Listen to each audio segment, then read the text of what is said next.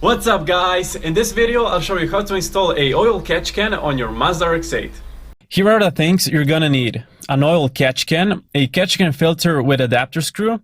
This item is optional, so you don't really need it, but it looks kinda cool. 2 small adapter screws, 4 clamps, 2 L-shaped tubes, and a small rubber hose. You get 1 bracket with your catch can, but I made my own custom one to fit it where I want it, as I want it.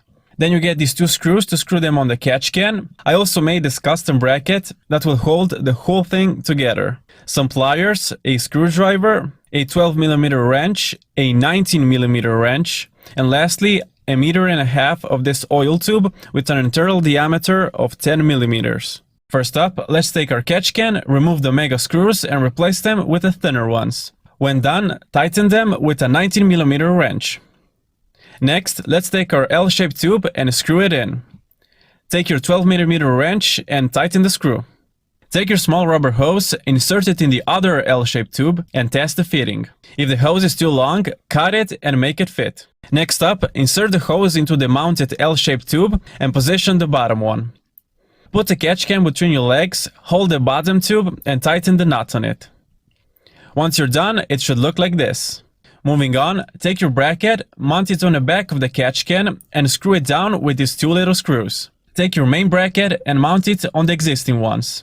Now it's time to insert the screw that I've bought at the store into the drilled hole and tighten it with a nut that I also bought at the store. Do the same with the bottom part. Lastly, tighten the whole thing with your wrench. Now our catch can is ready to be mounted. Next up, remove the hose that is connected on one side on the inlet tube and on the other one under the oil filler cap. Next, remove the nut under the brake fluid reservoir. To get a better fit, I'll insert this rubber washer on that screw. Now lift the hose near your brake fluid and insert your catch can. Once the catch can is in place, slide the main bracket on the screw and tighten it with the original nut. Here's a handy way to do it faster. Next up, it's time to measure our oil hose. Put one end under the oil filler cap and the other one on the left plug of the catch can.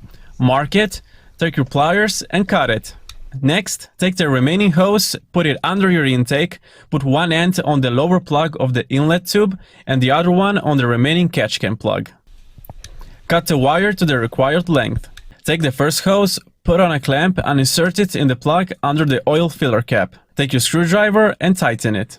Repeat the process while attaching the other side to the catch can.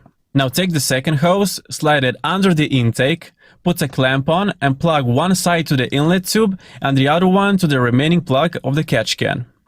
And finally, take your screwdriver and tighten the whole thing. For an optional extra, remove the cap on top of your catch can and replace it with this adapter screw. When done, tighten it with a 90mm wrench. Next, take your little filter and plug it in. Once in place, take your screwdriver and screw it tightly. And that is how you install an oil catch can.